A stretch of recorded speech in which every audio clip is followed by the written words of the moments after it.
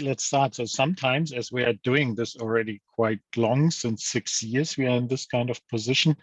And so we were shown often in kind of panel discussions or on job fairs and so on.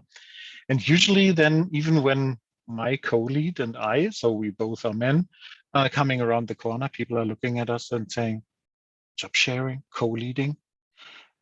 I thought this is this thing which is for women in part-time doing some administrational stuff. And I said, okay, bingo. No, not at all. We are two men. We do it each 100%. And yeah, administrational jobs. No, we are really dealing with the highest critical situations. In this episode, shortly before International Women's Day, I'm particularly appreciative to introduce a male job sharer as my guest. Thomas Angerstein is the co-head of Mission Critical Support EMEA MEE at SAP Germany. Thomas is married, the proud dad of a 10-and-a-half-year-old and a biker. He has a passion for problem solving, live music, and movies. He learned to find pragmatic solutions while being able to improvise. His first profession was as an agricultural machine mechanic. Before SAP, Thomas covered various roles as a developer, IT manager, network administrator, and consultant. He held multiple roles in SAP, including consultant, software architect, project lead, product owner, escalation manager, and then senior manager in mission critical support as a co-lead and job sharer. Additionally, he is the decentralized trainer for vocational training students and a big fan of mentoring in both directions. Welcome to the show, Thomas. Welcome. I like to be here. That's really, I think I waited really a long time now to talk to you. Thank you so much. I feel the very same. I've been, following you on LinkedIn for a long time, and I've been, watching and reading all of the amazing stories about you. And so now I'd love to know, where are you calling in from?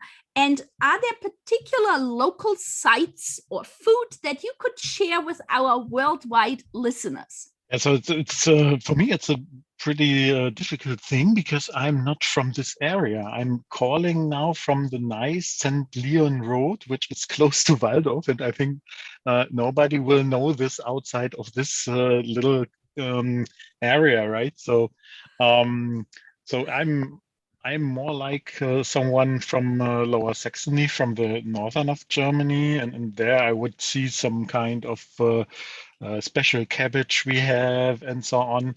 When it comes down here, I believe many people will say now, oh, what kind of ignorant guy here, not taking the local food and so on and so forth. But, it is something like even in this bigger area of Baden and Schwaben here, close even to Stuttgart, where you have those Spätzle, those nice noodles and so on. And I think you get it also. So even we in the canteen here in SAP, we get those kind of local food as well. So therefore, not much in terms of recommendations here. I think when you are here, look into the nice landscape and take some of the little tiny restaurants. I think then you never made something wrong. That sounds wonderful.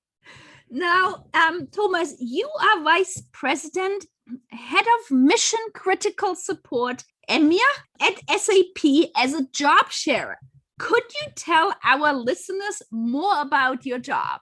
Yeah, for sure. So I think even already the name is indicating a little bit that it is not every time the straight way we are going, right? So mission critical is really something like we are looking into cases, and we are a kind of last line of defense. So we are the highest escalation level in SAP when it comes to disruptions in any kind of software in the projects. And we not only we try, usually I say, yeah, we try. No, we avoiding then that any kind of customer or even SAP will be harmed by those kind of problems.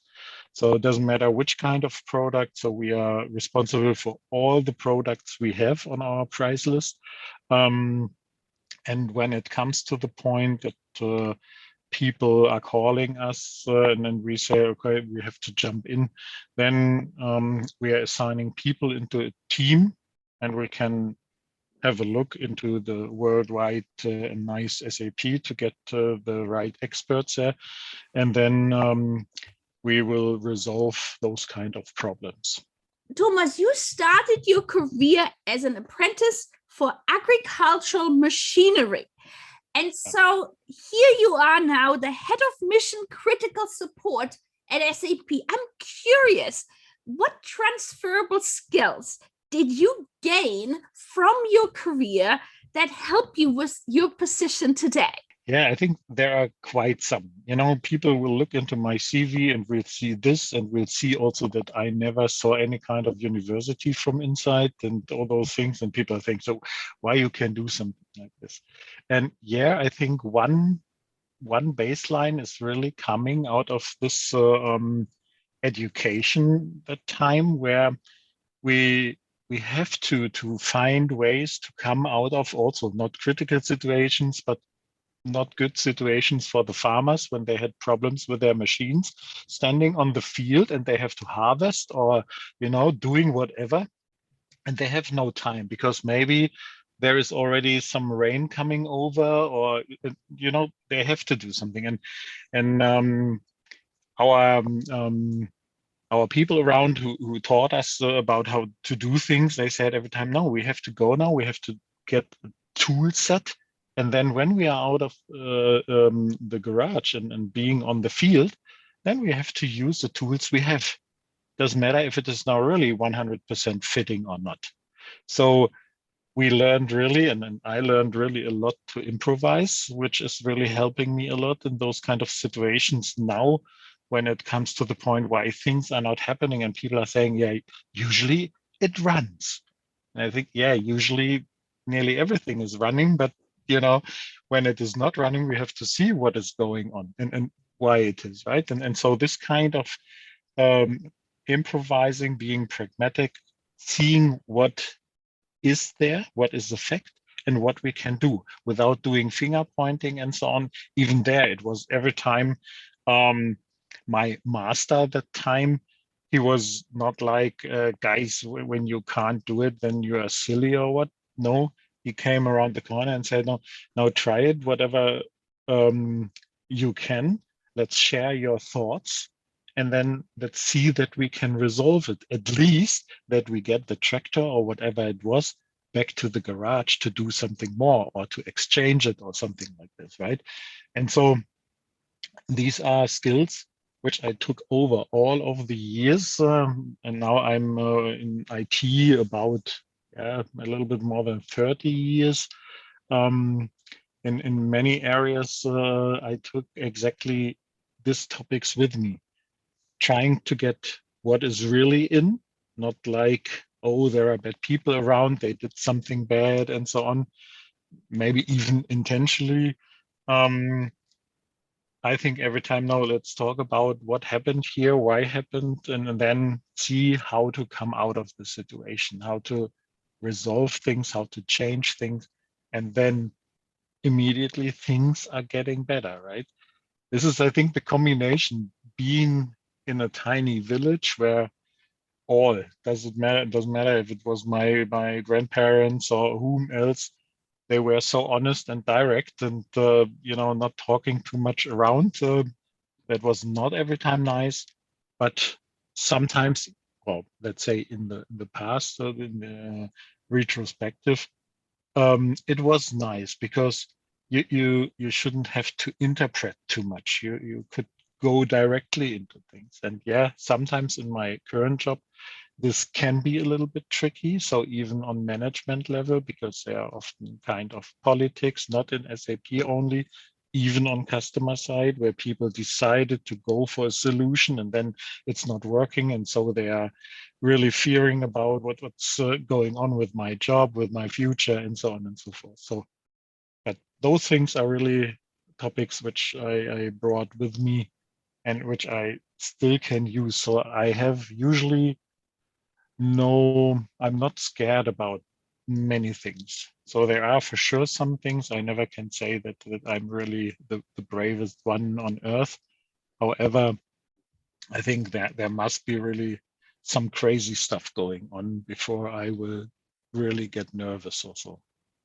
This is so interesting how your early career and the experience there has influenced you. And now, as you're talking about being in mission critical support, you are job sharing your position. So in my mind, it automatically comes like people are saying, wow, mission critical, but working together as a team of two people. How is this working? So I'd love to hear a little bit more about, could you share with our audience how your job sharing position is set up? Yeah, so maybe let's start. So sometimes, as we are doing this already quite long, since 6 years, we are in this kind of position. And so we were shown often in kind of panel discussions or on job fairs and so on. And usually then, even when my co-lead and I, so we both are men, coming around the corner, people are looking at us and saying, job sharing, co-leading. I thought this is this thing which is for women in part-time doing some administrational stuff. And I said, okay, bingo. No, not at all. We are two men. We do it each 100%. And yeah, administrational jobs. No, we are really dealing with the highest critical situations, and so it is really a point that nearly everywhere still this kind of thoughts are in the back, that it is somehow something, yeah, maybe when people want to play a little bit around, then they can do it, right? For me and for my it's completely different, because this is a really sustainable job model which can cover many, many, many, many things, right? So we were starting at that point when our boss at that time said, our team is growing, we have to see what we will do, even with a part of the mission critical support. And so he was looking for two managers. Also there with some thoughts like, then we have to split up, maybe that one team will do this kind of role and the other team will do this kind of role, or according to the region, whatever, right? In the nice tradition we had also in SAP, that we like to build silos, right, at that point of time. And so we were applying, but already on this point, because Christoph and myself, we were exchanging a little bit, and we thought, not sure if this is the right idea, but let's go for the interviews. And we did it separately. And then after a while, so looked like that we were not bad to do this, and so we were taken. And then it came exactly to this discussion with our former boss, and he said, yeah, guys, so now we have to think about how we split it up. And then we said, we think we shouldn't split it up. We think we both should do it together, and give also the people in the team the chance to cover all of our roles, all of our topics, doing the same regions, the same countries, whatever we did, because we have to scale. And when you split the team and maybe you're only focusing on this area, then when it comes to those high volatile and every time out of a sudden coming up critical situations, then maybe we can't scale anymore. And he said, oh, that's not a bad idea. I didn't thought about this. So let's try this. And so we set it up, and we started that way to have two heads on one team, which we internally spoken, we had to split it up according to our software, our HR software. So we have now two teams, but the team itself, those people, after a short while, they thought, oh, I know who is my manager in the line. However, I don't know who is really assigned to which part of the team. And it doesn't matter because they treat us equally. We treat them equally. Doesn't matter if one of them is not there, then I take the other to discuss things, to check things, right?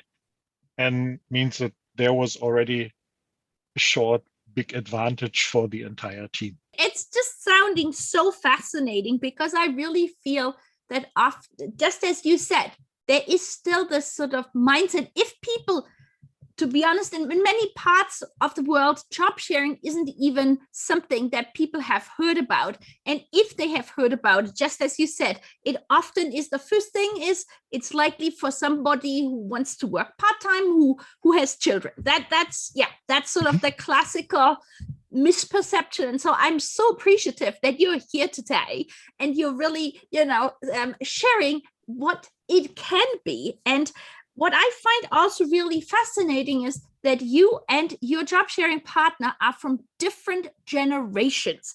And so could you share some insights and benefits that you have gained from being in an intergenerational job sharing team? Yeah, I think that is really a big topic, and that is what we are every time telling also the people, right? So I was already manager before I was in SAP, and I had this, this classical thing like 60 to 70 hours a week, and having every time thinking about decisions only from myself. Yeah, I could do it, and I still can do it. However, that was one of the first topic I learned. Having someone, even someone who is really, with 15 years, extremely younger, with a complete different view, helped me a lot. And this is actually also the same what Christoph said, vice versa, helped him a lot that we could have this kind of exchange. And people are saying then every time, when you're doing this kind of job sharing, then you will become very equal. And this is actually not the case. Yeah, we have still some part of our mindsets are similar. However, we are also having some frictions, we have some quite nice discussions because of this different point of view. And for me, it was in the beginning every time, no, I never want to be a manager anymore because this is, even silly doing this alone. And again, not with the intention that I'm a lazy guy or something. I think, no, when you do everything on your own, actually what I learned is that I'm now getting the better decisions.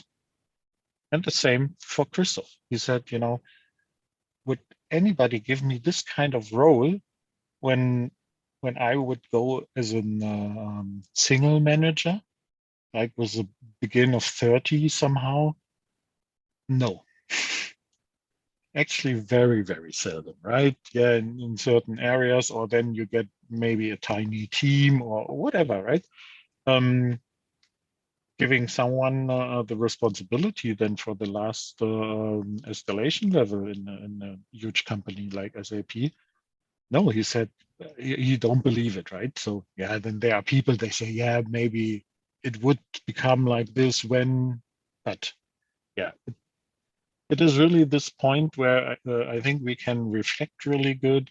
We learned a lot from each other. It's not only this one way, let's say, from the elder one like me to Christoph. No, with his fresh mindset and bringing in other topics, even seeing also, so he had in the past, in his youth, a career in politics. For me, it was a complete different world. As I said, I'm this village guy and doing this kind of two straight things sometimes. And also there, we had this kind of reflection. And when things are coming there, we could discuss it. And it was every time so fun also to see that um, we we came really quick to really, really good decisions because we were already reflecting things where other people have to discuss with so many different people.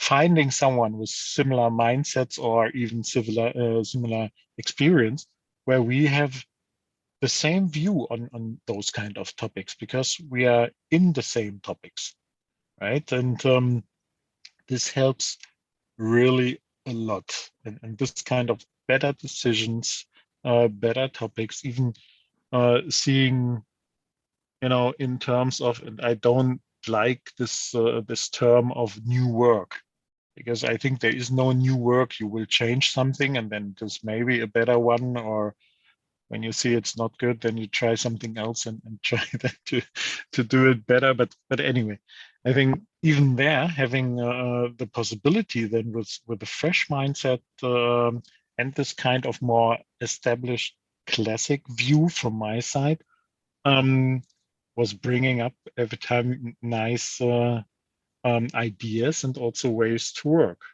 Although, and this is the one thing what I have to say, sometimes we were too fast for our team because from our open mindset, we learned a lot about change management and how to invite them, really, how to include them, because it was sometimes in the beginning a little bit tricky. It sounds fascinating. And I think one of the super advantages of job sharers is that, as you said, you ultimately both are committed to the same goal, to the same outcome. And so you are on the same level discussing how can we get there. And so other people have to do that same decision making process in their head, but haven't had the chance to actually say it out aloud to somebody. And you've gone through this process. And so I can see how, doing this, you're like 3 steps ahead and have to then, share with your team where you have come to now. So you've shared already a few aspects. I'm curious, is there some other thing when you reflect back on your years of job sharing now that you really found quite surprising? Surprising. So, for example, I never thought that this is really such a scalable model because we started within a team with a head count of 24 people, I believe. Now we are with 50. Wow. And I thought, because when you're looking from a people managing perspective, many people are talking, let's say 12 is already quite something, maybe maximum 20, but then it's really shaky, right? And we could do it really to set this team up that it could grow up to the 50 people. And even now, when one of us, is somehow on leave, even for a little bit longer, like even for sick leave and so on, then it is still working on because the team is also or was also changing from their mindset. We came in this kind of escalation setup. We came from this Highlander principle because you are one person, this movie Highlander, where in the end only one guy is living and all the others were cut their head off. You are the only one who is the contact person in this critical situation for the customer and for SAP. It doesn't matter if there is our board or also the board of the customer. You are the one and only, let's say, who is sorting the things out. And with the time where the people saw that Christoph and myself could do this for the team together, many people are coming up or were coming up and saying when there are critical, even complex cases, that they are asking now, so can we do it also with 2 people? Because we think that we can bring together our skill sets, and that is the fit. That is driving something, even in this kind of critical situation, and even bringing this on a next level, so to say. And this was the other surprising effect, that when you see and when we had discussions in the past and people saying, yeah, okay, when I'm responsible for this kind of cases, then I'm responsible, only me, one person. And then that it was changing on different topics, even when we are starting internal projects where we try to work on our, or not try, when we are driving the rework of our processes and methodologies and so on, then people are coming up, can we do it together? Can we do it in a different way, like in the past, where only one should drive something?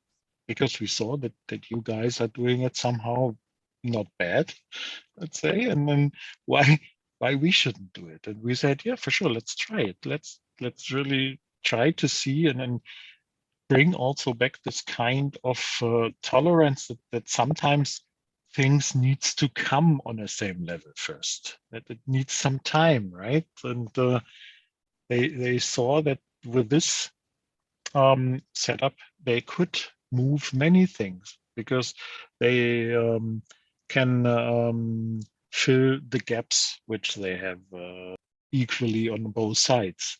Doing it alone again, yeah, then you can try to find certain experts here and there, but in the first step, you're already having a kind of big blanket which is covering already quite something more than before.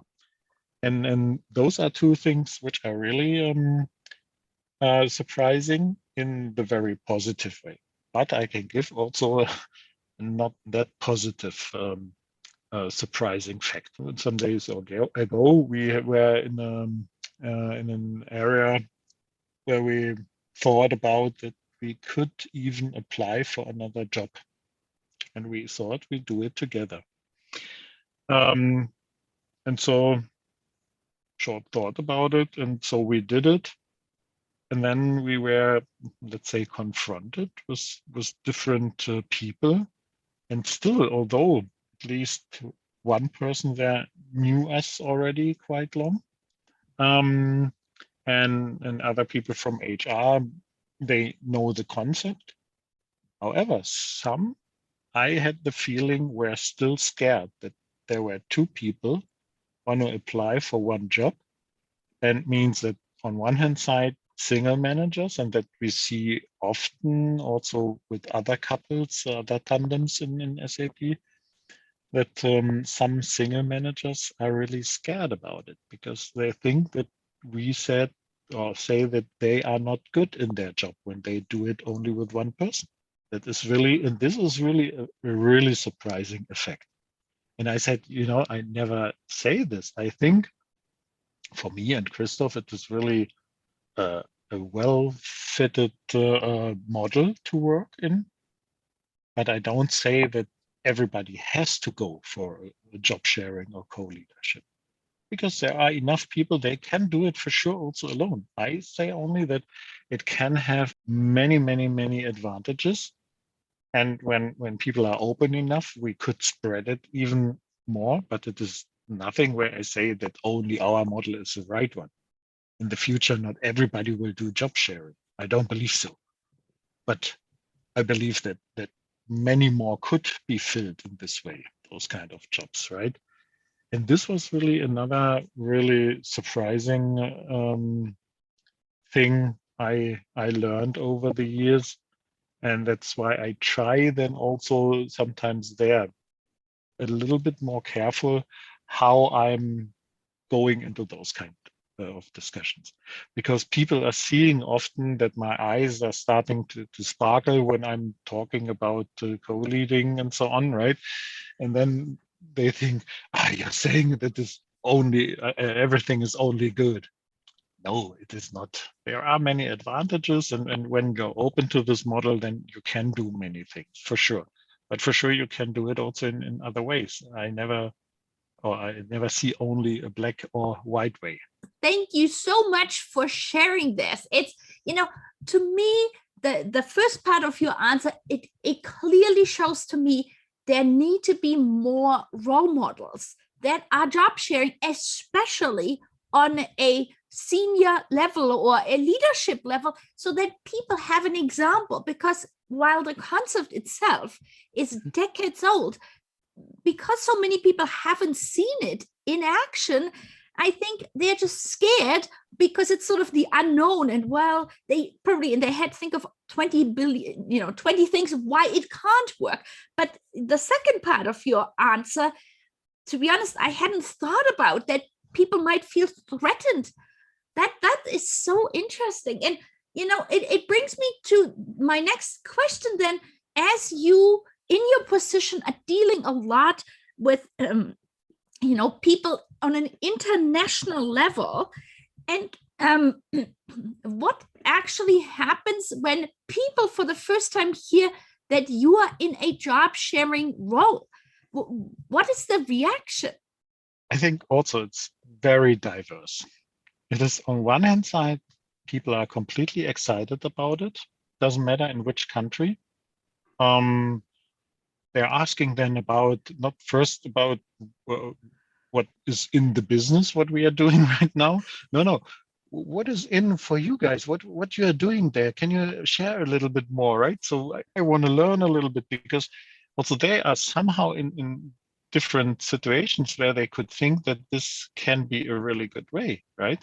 That is on one hand side really the really euphoric, really crazy, curious thing. And then on the other hand, there are people like, oh, you two guys, why are you doing this? You can't decide on your own. Are you not strong enough, right? And I think you can try it. So I can send only Christoph, or I can be sent only, and then we see if we can do it also alone. But it makes no sense. Not for us. Maybe for you, but again, not for us. We are better in this tandem. We are better in this way, and so it's often fun. That's why I said before already, we are changing a little bit how offensive we are going in, right? And because still for us, it's important to share it, this model really in a positive way, that people think after, oh yeah, that's working good. So maybe we should also think about something like this. And this is even in the past, I never thought about it. I thought every time, no, we have to tell them the advantages, and then I believe they will learn. Not every time. That is so interesting. And now, during the pandemic, have you noticed a higher, interest in job sharing, whether that is internally or when you talk to, external organizations? I think overall there is a bigger interest. What I'm still what I still try to discover is it really correlating to the pandemic, or is it in general a topic? Because as I said, right, so we did it for 6 years already. And then after a short while in SAP, there was a more like going into the official way that we started when we posted the job offers, that we already said, yeah, everything is in part-time possible, is in job sharing possible, and even the management positions are in co-lead possible.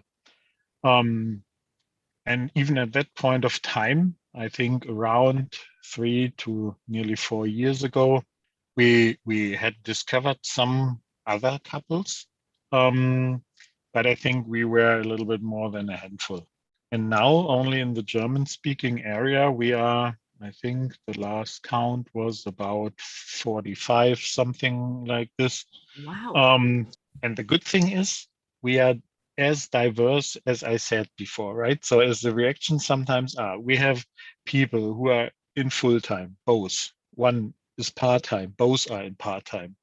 We have the share, I think we have the same amount of people, only male, only women, and the mix couples.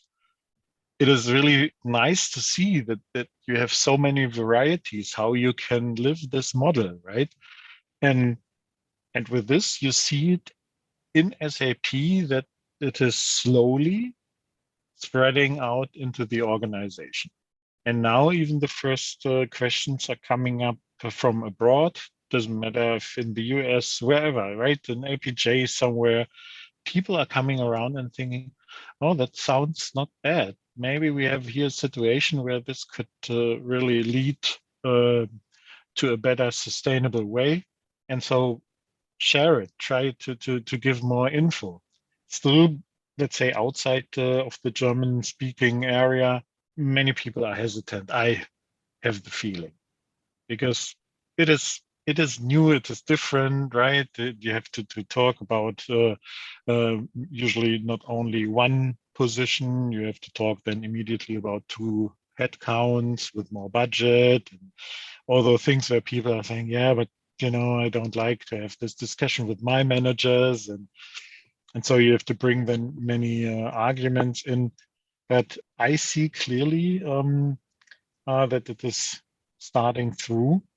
And for sure, when it comes to the point, seeing even the pandemic, we can bring in quite some more advantages which we didn't see before, right? So because having, let's say, with the start of the pandemic, nearly immediately only video calls, not even meetings physically together in a room um, where I think the chit chat and so on is a little bit easier, and it is time consuming, and we could immediately say, yeah, for sure, but we are two, we can split up, and you have here a manager, you can talk to them, you have here one. And so in the first beginning, it was something like this. It was more time consuming, but we could share. It was not like with other people with the same team size. They had more difficulties to do that, and still even being able to focus on our core business was really then very easy.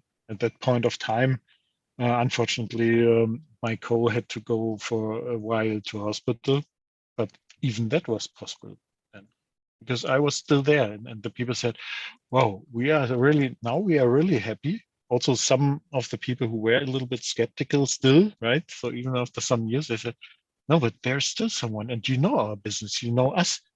It is nice. That's good. It's not that someone is disappearing and then nothing is working, right?" Um, and also this was really helpful even during the pandemic, right? So what we learned, that is another learning, starting in this model, we had to exchange a lot to come to a same level somehow, a same understanding and so on. And then, it was established, because it doesn't matter if someone met Christoph alone or me alone, we we were really somehow not equal, but really balanced in our statements and so on, was really on the same level. Then it starts that we were not together anymore, and we saw after quite some weeks, months, oh, now it is becoming difficult again, because we are not hearing when the other one is in a phone call. We are not hearing when there is a meeting or something like this. So we even had to reset then also our setup a little bit.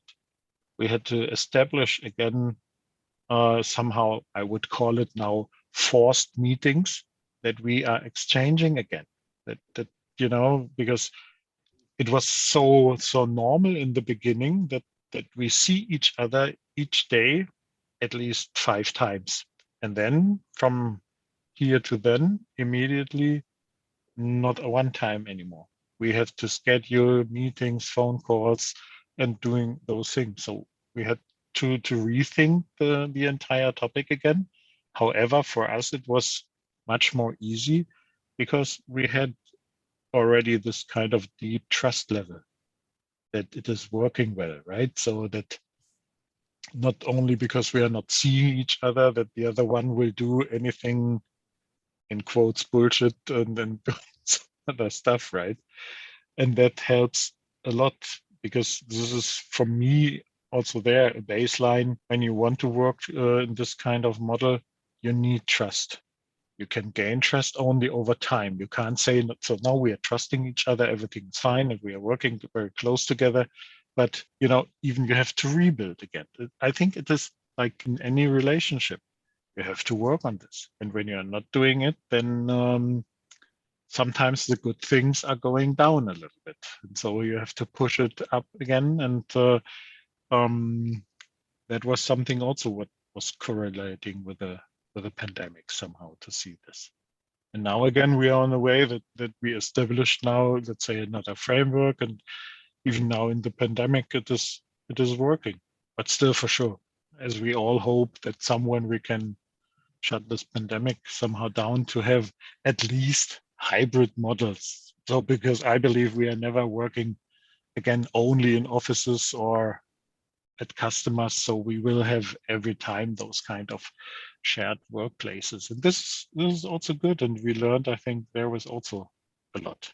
I feel that people underestimate what a like self awareness building tool job sharing really is, because you have to be able to communicate with somebody else. You have to explain to somebody, how do you like to be quote unquote treated, or if something goes well or something doesn't go well, how do you want the other person to react, or how do you work together? And in order to do this, one has to really reflect upon oneself, what one prefers.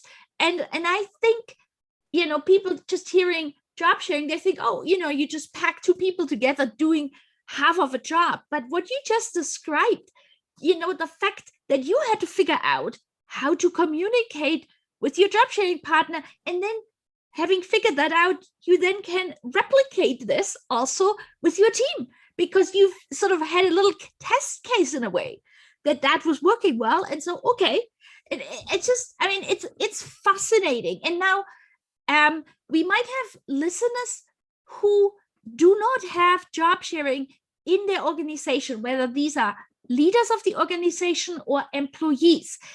So what would you tell them if they are thinking, wow, this sounds so interesting, we'd like to try it? So what would be sort of first steps that you would recommend them to do? I think one part is really a point how I can find someone who is really clocking like myself somehow. Not has to be, as I said, completely equal, so clone, so to say, but how do I find someone? Is there this kind of culture in the company where you can come up with this topic like, I know that we never did it before, but I want to do this job together with another one. And again, I think this is like a train pushing them somewhere else. And so I think also this little plant needs to grow a little bit slower. You have to think about, are there maybe projects where I can jump in, where we can share things on kind of roles, right? And then even seeing with those kind of role models how this can be done furthermore, right? So in the next level, even being a team lead, or already being a manager for a team, or even because we are every time talking, or I'm often every time talking about co-leading, even in expert roles. Sometimes you need to have this kind of first step to say, okay, let's do that together. Doesn't matter if it is now that we want to share it from the time perspective, or we want to share it because it's a really huge topic, and having someone again like on the same knowledge level to share those things is for sure they're also very important. And so for me, it's then the point, try it. But for sure, there are two parts in this game: the people who want to do the job sharing, and the ones who have to offer those kind of jobs, and being also so open. Sometimes it's then good to check maybe somewhere in the internet, in dedicated social media, to exchange with other people. There are already quite some people outside who can share, like Christoph and myself, like many others who are jumping in here, there, who want to share their knowledge, who want to share their experience. There are already companies on the run, maybe still tiny ones, who are really focusing on those kind of things. But even they don't want to sell immediately big consulting projects, how to do this, but seeing, so where are people who are interested, and then bringing their people together, and getting to the next step. I think that is important. And sometimes there are still companies that are so open that they only try it. And I like this best because sometimes it is the point. As I said, I'm coming from this pragmatical thing, standing in the mud and thinking, okay, let's try it because someone I want to go out of the mud.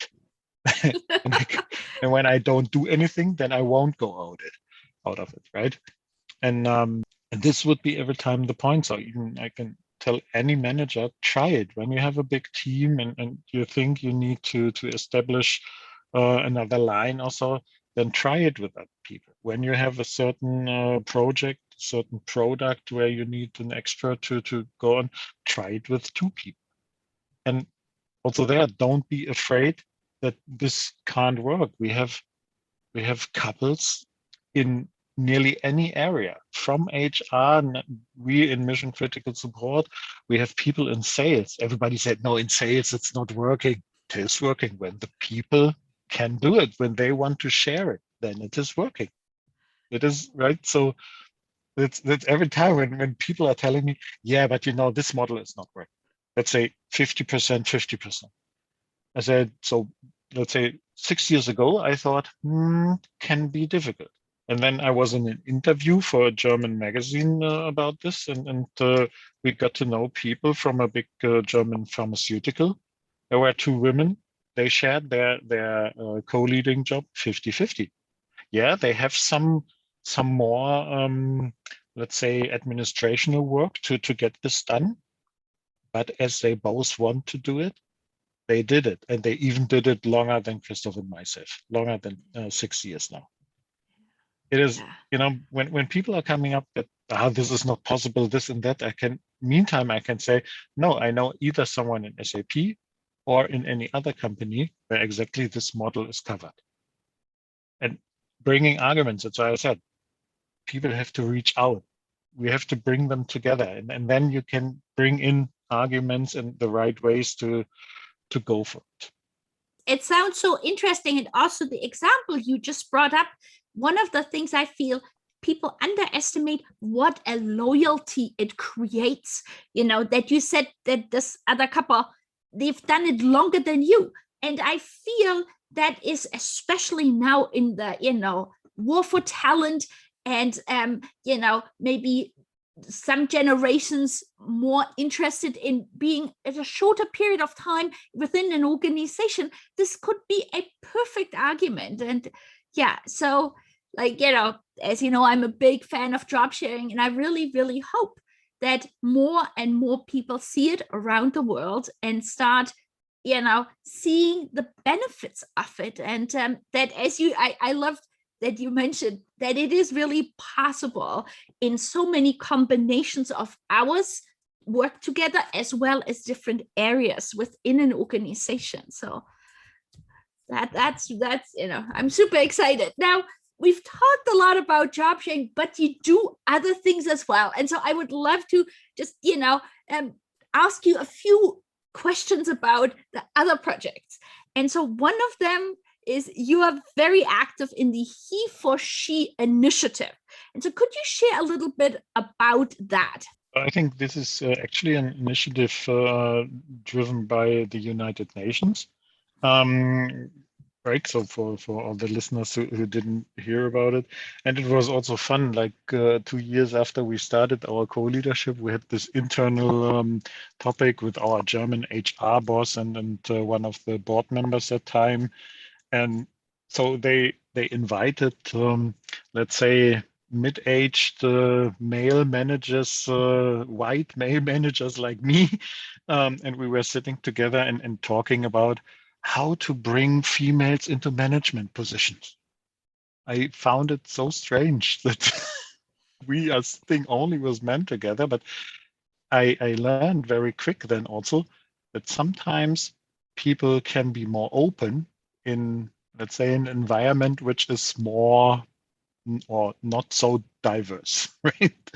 And that was really also there a kickstart point for me, that I said, oh, well, I'm not any kind of friend of those kind of initiatives in this in this way, because I thought, okay, let's try to talk together and see what does matter. Female, male talent want to have to go the next step, right? But therefore, I think that is very important to me to see how you can bring in even, let's say, more conservative, even male managers into the discussion when you started in this more secured way. And so we try to give this kind of examples in discussions, in panel discussions, and so on, to make this thought broader. What is going on? Because even some of them, they're even not there to ask the females what they really want, why they don't want to go for a next step. Although you see that there is a huge talent and a big potential, right? So this is something what I really like to be able to go there to bring also in statements everywhere to get my or give my opinion that it is very important that we have to get more and more open. Although we have already 2022, and I thought this is not required, but it is still, and I think it needs examples. Like I don't like to talk about me as an example for someone, but we need to spread this. We need to be open. We need to travel around, and every now and then we have to bring up that it is possible to go this way and to push this. Maybe to have then someone not any kind of percentage to bring certain people into certain positions, but getting it to a normal point, let's say. I'm super appreciative that you are so involved to, make that change. And now the other aspect is you are involved with dads at SAP. And I'd love to hear more about that too. Yeah, so this is also really a matter of my heart, right? So it started already when a little bit more than 10 years ago, we became parents, and my son was born.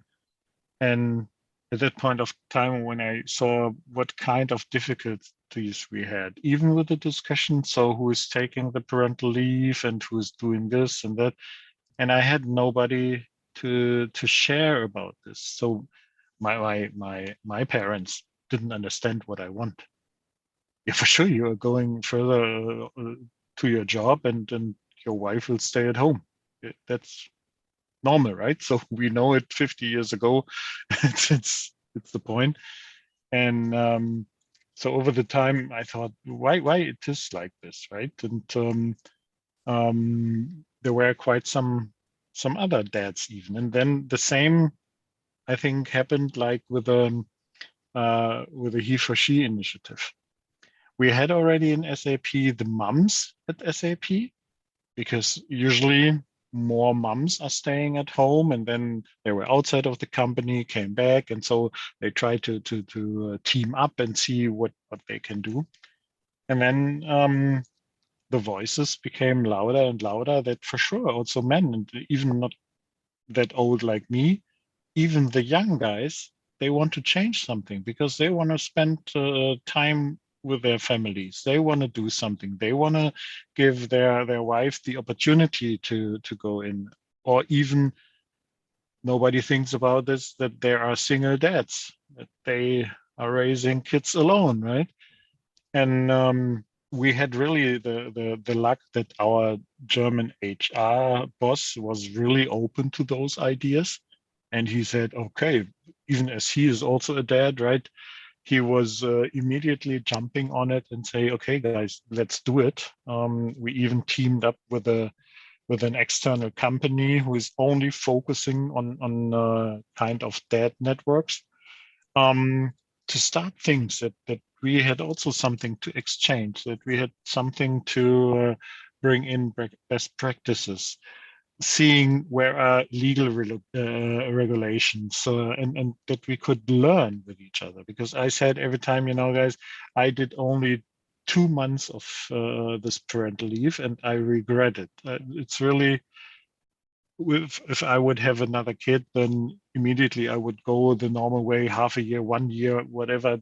that I can spend much more time to see what's going on, not only for my kid, also bringing my wife better back into the job. And all those things we try to cover and try to push, even now extending it over the borders of SAP. We are connecting with other companies where either people think to start that network or where they have already established ones that we even cross-company could exchange and push things. And what we also start, because that was not only my dream, also from some of the other dads. So why we have separate networks in the company? Why we can't do things together? And for sure, this sometimes a little bit tricky, but 1 year ago, we started with an initiative because we brainstormed a little bit about an old kids book we had from SAP. So what is my mom and dad doing in SAP? And so there were some illustrations and some text. So what is the project? But it was, let's say, already out of date. And we said, so why we can't do something new? And we came very quick to the point that only our network can do this, can achieve this. And so we asked then also our moms at SAP, our pride at SAP, our here and friends at SAP to join and to come with the joint forces, so to say, to drive really a project where we create from scratch a new book for kids about the culture at SAP, about how we are working and what we are working. And we just released it in January, currently only as an online version, but still it is planned to make also a print version.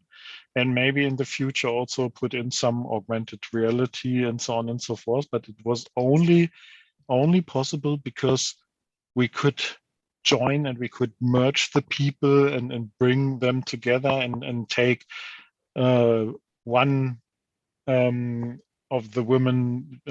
She was really a great or is a great project lead. So she was taking this area. One guy from the DADS network was doing more the communication part. There was someone else who could draw really great. And it is really so nice to see that you can push something even with a tiny space in your calendar, that something is coming out where you think, wow.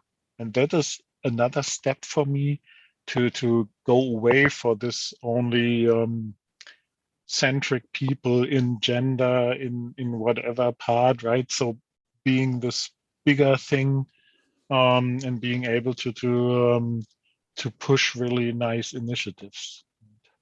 It sounds so amazing, like the community within SAP, and like, from an outside point in, I've, read and seen all these amazing things that are happening, from like online barbecues within SAP. And so I'm curious, like, like we touched a little bit on it earlier, sort of where do you see like the hybrid and remote work model evolving, and how do you keep that team spirit alive?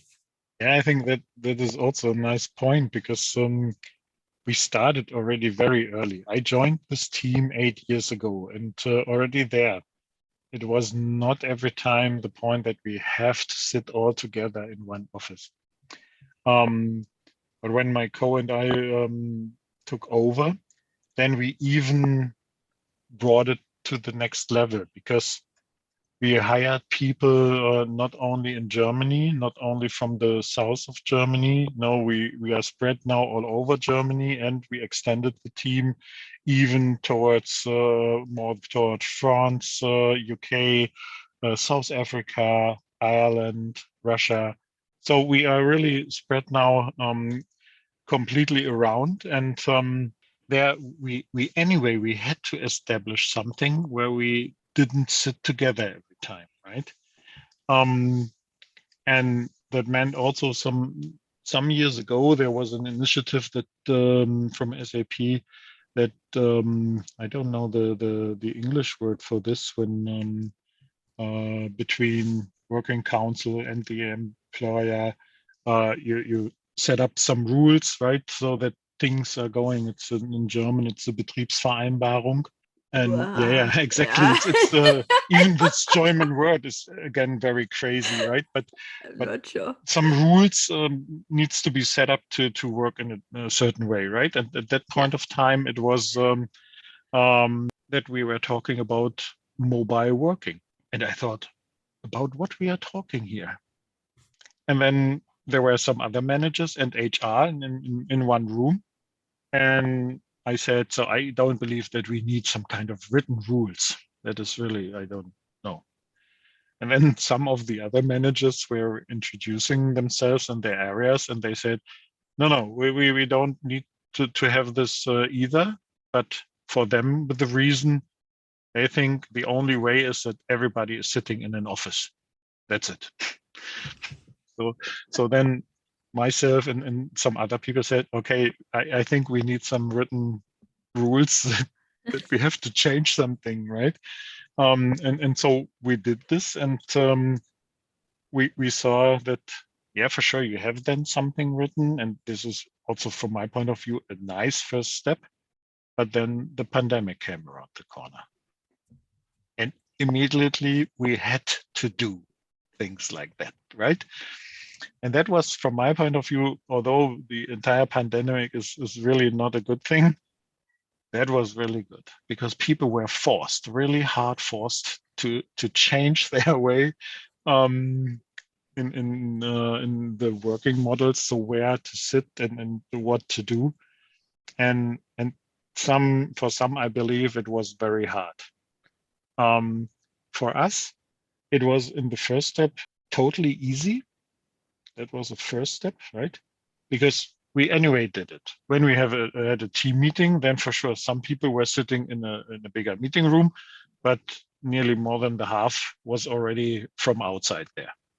But then it was a point, like you said, so how to keep this spirit? And this we saw also over the pandemic. It was like um, an up and down, that people first they like to turn on the camera and being together and to really being also interactive. Then after some months, you saw it more and more that the cameras were turned off. You heard sometimes when the mic was not muted that there was some clicking of keyboards because they did some mails in parallel, right? And and then we had to step in here. We have to be, let's say, more so also the guys who be the icon to say, okay, let's try to turn on the camera. Yeah, for sure, you can't force someone, um, but when you do yourself, then you can bring in people more and more. That some said, ah, yeah, that's okay. Only sometimes some excuses are coming up because of bad network or something like this, um, and so it is continuously also a must to work on this. What was sometimes not helping, and I didn't see it only in SAP, many other companies, that I think there was in the beginning really a hard mindset forth and back. So I think after a while, the company saw that, oh, that's nice. When all the people are working at home, we don't need electricity. Actually, we don't need buildings, nothing, no facility, no infrastructure. And they said, oh, that's the future working way. Then the first lockdown became a little loose in Germany. And you saw already that the people are running back to the office. Not all, but some, and even some more than expected, right? And then another lockdown came, and again, it was like, you see, it's better that we all stay at home. And I think the point is for me, and as we were already the ones who were very pro this hybrid models, I think that's a point. And to which ratio? I think also this will change over the time, even for your conditions which you're facing even in the private life, right? Sometimes it is better to be more in the office, sometimes it's better to be more home or somewhere even else. I think we have to rethink globally how we really can establish it. Because currently, at least in Europe, when I think I want to work from Switzerland now, when I'm in German, and I could run pretty quick into problems because of taxes and all those Oh, things, immediately nobody thought about this, that this can work very easy for some jobs, right? There isn't a good friend of mine in the northern of Germany. He's working in a company. They are building this huge kitchens for cruise ships. Yeah, right. uh-huh. And for him, for sure, he couldn't do it at home, right? So Yeah, that's for yeah, yeah. sure. But for many other jobs, you can do it anyway. When I'm visiting my parents in the north of Germany, then I can work there. Yeah. And for sure, that's not the point. But for example, when maybe in the future when we visit the parents of my wife, they are living in China, then I'm not allowed to work there, even Yes. legally not, Right, right. because of Yeah. visa and all those Yeah, things, yeah, right? yeah, yeah. And you think so. We have on one hand side, we have this simple thing. You have an office building, and yeah, for sure, you can rebuild a little bit the desks and so on, that you have shared workplaces, blah, blah, blah. Some of them can work home.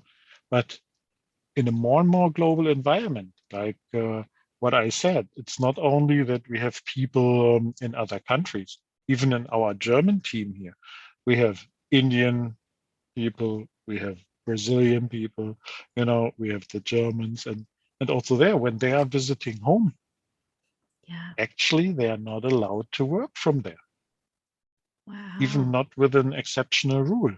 No, because they are Oh, treated as travelers, and when you're um, working then from somewhere else, yeah, yeah. From taxes, legal. Yeah, yeah, yeah. I mean, immediately those kind of things are coming in. Although we would say, you know, actually I don't care. right. For one of our Indian guys, he said, yeah, I will stay a little bit home. And then it came what it had to came in the second lockdown. He couldn't come out of India again, Right. but Yeah. he has a German contract. So then it was the discussion if he could work during the night because of the time zone, right? Right. That was another point where we had to find exceptions and so on and so forth. And immediately you're on completely other discussions. It's not anymore this local thing. No, you have to think really much bigger, because Yeah. and this will be the future, right? And and therefore, I believe I I'm a big believer in this, that when you give this kind of freedom to your people, that they can really decide where they work, then usually what we see is that the performance, the efficiency is increasing. Not like many people are thinking, oh no, they are not here. I can't see what is on their display, that they are really working now for us. Yeah, there are some, for sure. But you will have those people every time. They find it good to take this challenge, that they can be, let's say, clear lazy or whatever. But usually, once people can really decide on their own and go for their own way of working, then it helps a lot. And they were really, or they are really much more passionate and really in this kind of topics, that they think, oh, that's great when I can decide now, because it's really important that I can stay home now, and I still can do my job. Nobody is saying, yeah, it's doing the big controller, what is Right. going on here, why it is that, and then things are working better. And this is what we have to think. Maybe in the first step, really establish this way in the local areas, but then immediately we have to think over it. And this is also a point then for all of our governments and so on. They have to rethink those kind of stuff. Yeah, no, I completely agree. And I'm also sort of reflecting back what you said about the trust. So the fact that you working on a trust level with your job sharing partner, I think like it makes it more easy for you then to also work with your team on a trust level, because that's how you set up your job sharing partnership. So I think that's such an interesting thought that at the end of the day, people like to be trusted. And that you look at children, it's like typically if you can teach them something where they can be trusted, I think they do much better than having these mega strict rules where they feel confined. And then maybe because it's too many rules, they even try to, escape or break them. Versus if you trust them, they feel proud. They feel, wow, somebody has trusted me. So yeah. I mean, it's so fascinating to talk to you, Thomas. And so I'm just thinking, is there anything else that we haven't touched upon during our conversation that you would like to share with our listeners? When I reflect and rethink, I think pretty much we covered so many topics. However, I have to say, and this is also what I'm telling every time students in our department when they are coming and doing some interviews for their projects and so on. And don't ask me every time, because I like to talk about things I like. And it is my job, it is the working model, right? So I believe that we will find other topics where I can say something. For me, it's every time a point, and this is what I would take also here as a chance when people are listening to it and think, oh, that's interesting, or that's a nice thought, but I want to know a little bit more, then I would really like to encourage them to reach out to me, or even to other people, that we can get in touch and see, what is still in, because to reflect, like I said, right? So I could now tell you much more about the different couples we have in different situations. I can tell you about initiatives we are doing in SAP or trying. I can tell you quite something what I saw with other companies when I'm getting in touch with them about this topic or other topics. But I think it's easier really when people really want to reflect on things and thinking, oh, okay, there's something was not covered, or even I want to understand it a little bit more, then would be great that we could get in touch there. That sounds wonderful. And so how can people get in touch with you? So I think the easiest topic is really, for example, going via LinkedIn. There I'm pretty much active. And this I have to admit, I'm this kind of old-fashioned guy who is not like a little bird who is really active on Twitter or something like this. I really have to admit, I narrowed down my channels a little bit to this LinkedIn circle. That is the point. So usually with my name, you can find me pretty quick there. I'm also, let's say, semi-active on other channels, but more like the listener and reader. But yeah, I think that would be really the easiest point. That sounds great. And I really want to say thank you for all your insights and such a fascinating conversation. And yeah, I'm so happy that, you were my guest. I've, followed you for a long time, and it's so nice that we got a chance to speak in person. Even though we are thousands of miles away, it does feel like in person. So thank you.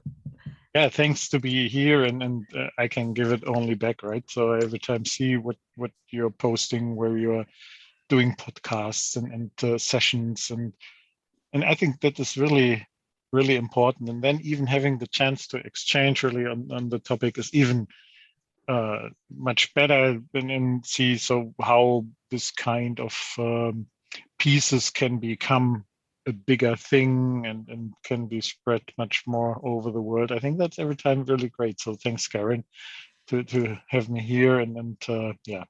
And anyway, I think also we will stay in touch. Yes. Thank you. Thank you so much for listening to the show. We hope you gained valuable insights and new ideas. To keep listening to future episodes, please head over to iTunes or your favorite player and subscribe and give it a rating. We would very much appreciate a review and for you to share it on social media, so more people can start innovating in how they offer employment. Until the next time, goodbye!